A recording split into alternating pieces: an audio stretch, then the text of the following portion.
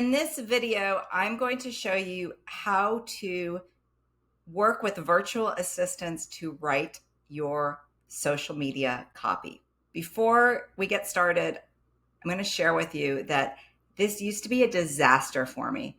I had so many rough starts in working with virtual assistants or any kind of other person writing my copy. Usually it was bland, it was cringy, and I always ended up letting them go and taking it back and doing the whole thing myself.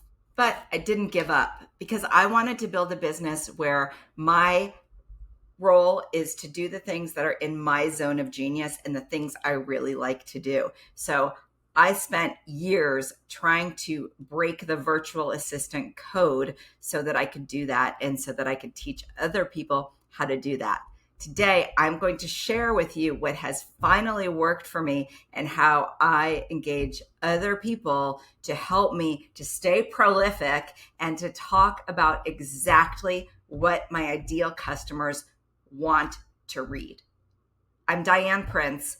I built a company from scratch in back of a house that within 6 years, I built to 8 figures and sold for $28 million. And I'm here to help you to build your business however you want to do it. You might be going for 8 figures. You might be going for 7 figures. You might be going for 9 figures. I believe in vision and how you want to build your business. Okay, but that's a side note. Today, we're going to talk about how to work with virtual assistants to write sales copy that converts. So, can virtual assistants actually capture my voice or my customer's voice for sales messaging? How do I use a virtual assistant? We're going to talk about that. What's the best way to train a virtual assistant to write in my voice? Okay. How do virtual assistants help with engagement and drafting comments?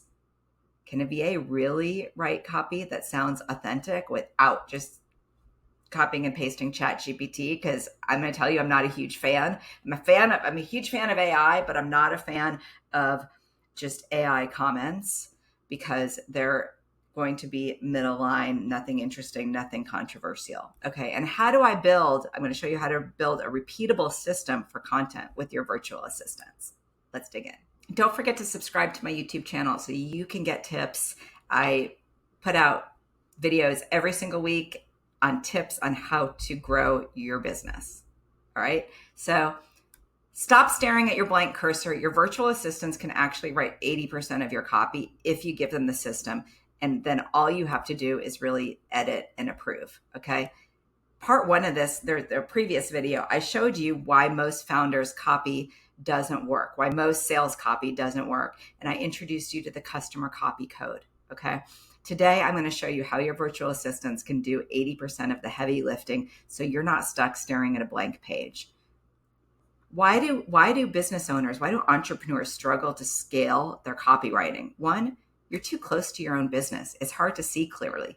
2, copy requires time, listening, researching, writing. Founders don't have a lot of time. So the fix is to let your virtual assistants systematize the process so you can focus on the message, not the mechanics. Here's what my virtual assistants do. They comb transcripts, Reddit threads, comments, fireflies. That's what we use for our AI note taking. You might use something else. You might use Quill or something else. So also Calendly. When people book calls with us, we ask them for their problems. We ask them what their challenges are. That's a gold mine for customer copy code in their own words. We also use DMs. People DM me questions all the time. We use that to create content. If you send me a message, I'm going to probably convert that and use it into content. Keeping it anonymously as well. So, and one of the things I do as well is sometimes people want free coaching.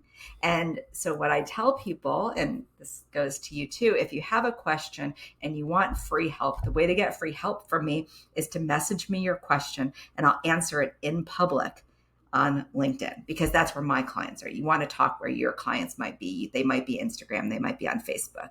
Okay. So My virtual assistants draft posts. Now, this took some training, and I recommend when you start working with a virtual assistant, treat the first 90 days as giving them as much of you as you can. Don't do the work yourself. Train them, teach them. Spending time up front with your virtual assistants is going to pay in the long run. So it might be tedious at first, but that time is so important. When people have an experience of virtual assistants that don't work, it's typically because they didn't spend enough time with them up front, and they mismanaged them, or they didn't manage them. They just thought that they were going to be magical creatures, just getting to just doing things. Okay, so that time spent up front is really going to give back in spades. Is that what you say? Okay, so my virtual assistants draft posts. They draft outreach messages, email drafts. They use our customer copy code bank that we're keeping. And what I mean by that is they're looking out there. They're collecting things that my ideal clients are saying, and then I'll look at it. And at first, those first 90 days. I would look at everything, and then I would make adjustments. I would either approve, or I would make some small edits and explain why, so that now they really have a good idea of what to post and why. Another thing that virtual assistants help me with, and they can help you with, is staying on top of engagement.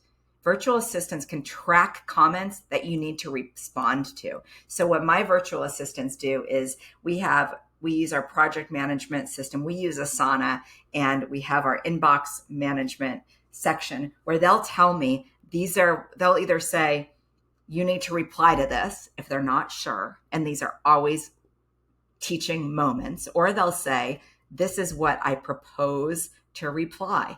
That way I'm not starting from scratch. They've already done the research on the comments that we need to engage on. And all I'm doing is providing feedback. Now we're at the point where they just do it. They just go for it.